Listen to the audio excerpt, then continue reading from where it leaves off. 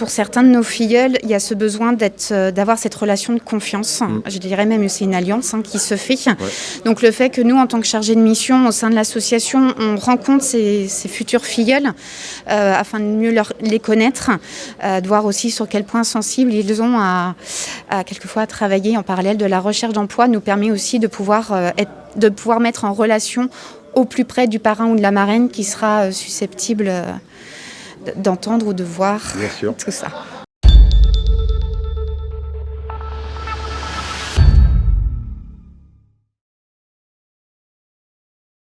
Une émission Un parrain, un emploi sur Nantes et vous TV. Bonjour Béatrice, bonjour Clémence. Je démarre avec Clémence. Une association qui est utile parce qu'elle fédère des synergies. C'est important en ces moments modernes, j'allais dire, et sanitairement compliqués, de renforcer le lien pour la recherche d'emploi. Oui, en effet, donc l'association existe depuis 25 ans. Notre mission principale, c'est de proposer aux demandeurs d'emploi d'être parrainés par un professionnel de son secteur d'activité. Se faire coacher, se préparer à finalement quelque chose qui est crucial pour nous tous, c'est de trouver à s'engager dans la vie parce qu'il faut une rémunération, ça c'est important. On trouve quand même des niveaux assez disparates pour les gens qui sont en recherche d'emploi. Et il y a des problèmes sur le CV, il y a des problèmes sur le comportement, enfin quand je dis problème, des attentes plutôt. De la part des filleuls, oui, il y a surtout des attentes de contact et du regard d'un professionnel. D'accord. Parce que souvent, ils posent des candidatures, ils répondent à des offres et ils n'ont pas de retour du professionnel. Donc l'intérêt du parrainage, c'est qu'ils ont vraiment un parrain qui recherche, qui travaille dans leur domaine de recherche. Et le parrain lui donne vraiment son regard objectif et sa vision du marché du travail. Alors justement, Béatrice, une association doit fédérer quand même pas mal de marraines et de parrains, parce qu'il ne faut pas oublier cette mixité qui est indispensable, parce que les conseils ne sont pas toujours les mêmes. Il y a un bon sens féminin, il y a un bon sens masculin, il faut avoir les deux.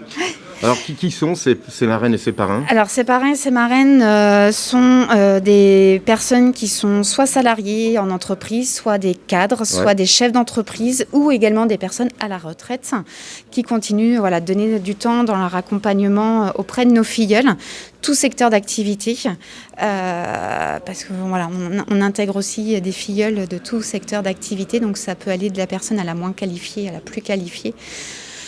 Donc des bénévoles qui s'investissent selon le temps, selon leur expérience, leurs compétences, autant dans la partie CV, lettre de motivation, préparation aux entretiens, ciblage des entreprises. Donc chaque intervenant, chaque bénévole est atypique et apporte son petit grain à l'association. C'est vrai, il faut savoir donner le bon conseil sans être démago, parce que ce n'est pas le but du tout. Pour autant, c'est vrai que l'usage de la parole de ces premiers moments, ils sont souvent déterminants, parce que Dieu sait qu'un patron ou un responsable finalement en DRH peut se faire un avis des fois un peu trop rapidement, donc il faut l'accompagner. Oui, quelquefois trop rapidement, et c'est vrai que pour certains de nos filleuls, il y a ce besoin d'avoir cette relation de confiance. Je dirais même que c'est une alliance qui se fait. Ouais. Donc le fait que nous, en tant que chargés de mission au sein de l'association, on rencontre ces futurs filleuls afin de mieux les connaître, de voir aussi sur quels points sensibles ils ont à quelquefois travailler en parallèle de la recherche d'emploi, nous permet aussi de pouvoir mettre en relation au plus près du parrain ou de la marraine qui sera susceptible d'entendre ou de voir tout ça. Alors c'est pertinent, je me retourne vers toi Clémence, parce qu'ici on est à la maison de quartier de la Bottière, parce que il y a une volonté aussi d'ancrage sur un territoire, on s'identifie, on se reconnaît, on est là. Le déroulement de cette journée, il y a ce matin donc les rencontres entre filleuls et parrains et marraines, c'est ça, pour préparer.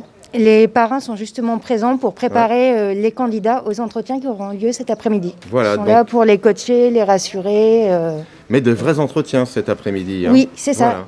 Voilà. En fin de matinée, on va nous présenter les offres aux candidats et on va les positionner sur des créneaux de rendez-vous de 15 minutes. Et l'après-midi, ils vont directement rencontrer donc, les recruteurs. Combien de recruteurs se sont engagés aujourd'hui ? Il y a aujourd'hui 5 recruteurs. Très bien, c'est important. Voilà. Merci Clémence. On rencontre du coup Mickaël Augereau. Salut Mickaël. Bonjour. Parrain. Et pour la première fois. Et recruteur aussi cet après-midi. Bon. Être parrain, c'est important parce que finalement, on a un œil, il faut avoir un œil. tout plein d'amour, tout plein d'affect, mais correcteur quand même, quoi. C'est ça, tout à fait. En fait, c'est un partage avec des gens qui ont un parcours particulier. Et puis, nous, on apporte un petit peu notre soutien, déjà, premièrement.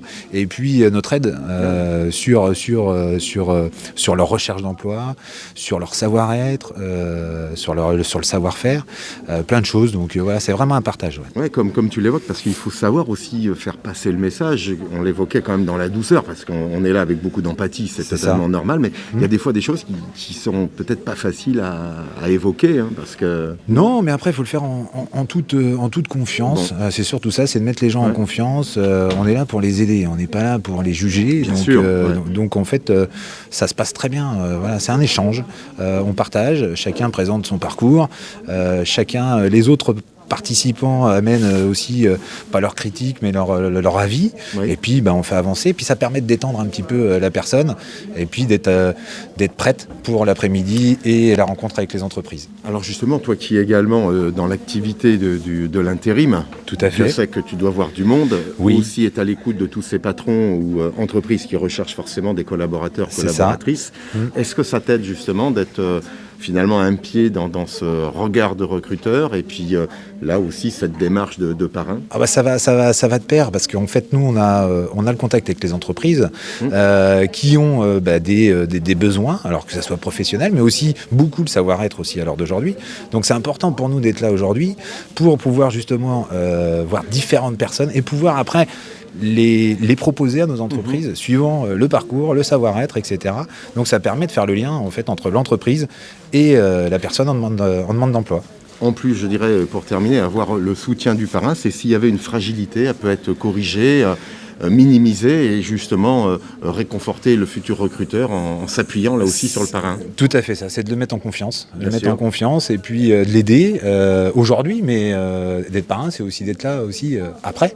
Donc il n'y a pas qu'aujourd'hui, donc être là après quand ils ont besoin dans leur recherche, d'une aide pour faire un CV, d'une aide pour un entretien, etc. On est là après, on n'est pas là qu'aujourd'hui. Ouais. Sarah, bonjour. Bonjour. Merci de participer à cette initiative, Un parrain, un emploi, ici à la maison de quartier de la Bottière. Ta recherche d'emploi, toi, elle est orientée dans quel secteur ? Dans l'immobilier. Dans l'immobilier. L'idée d'aller rencontrer qui parrain, qui marraine aujourd'hui, quelle est cette volonté ? Qu'est-ce que tu recherches finalement ? Un réconfort, un soutien, un réseau aussi peut-être ? Un soutien. Fait combien d'années de travail aujourd'hui ? Ça va faire à peu près 13 ans. 13 ans que tu travailles, quoi. Oui. D'accord. Aujourd'hui, rechercher un emploi, finalement, cette barrière que tu peux rencontrer, elle est parce que les offres ne sont pas forcément assez précises, il y a trop de demandes, tu es mal identifié. Tu vois, on peut avoir un ensemble de problèmes liés à son CV, à sa lettre manuscrite. Je pense que c'est déjà... Non, je pense que pour moi, personnellement, le problème, c'est le manque de confiance en soi. Le manque de confiance en soi. Ouais, le fait aussi de plus beaucoup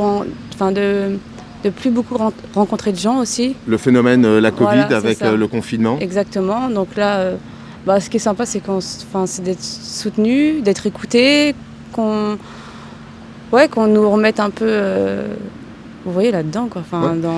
Pour te résumer, je dirais, Sarah, c'est remettre de l'humain dans sa recherche d'emploi, c'est fondamental. Finalement, s'entendre et pouvoir échanger. Ouais, c'est ça. Bon, on va te souhaiter une bonne relation. Tu as une marraine ou un parrain ? Là, c'est une marraine. C'est une marraine ? Oui. Bon. Écoute, cool. Chouette d'avoir une marraine, et puis en espérant que tu aboutisses rapidement sur cette quête d'emploi. Je l'espère aussi. Merci Sarah. Merci.